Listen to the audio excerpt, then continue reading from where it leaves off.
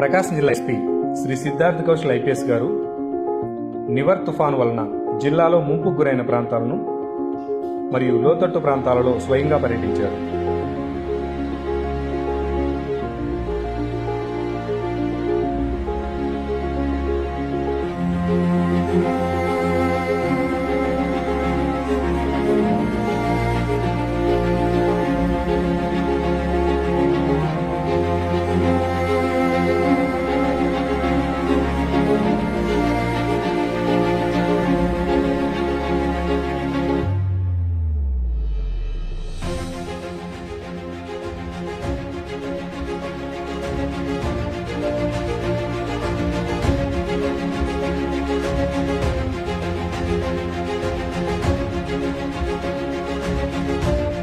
జిల్లాలోని కొత్తపట్నం, ఈతముక్కల తదితర సముద్ర తీర ప్రాంతాల్లో పర్యటించి ఎటువంటి ప్రాణ నష్టం జరగకుండా అప్రమత్తంగా ఉండాలని అధికారులను ఆదేశించారు.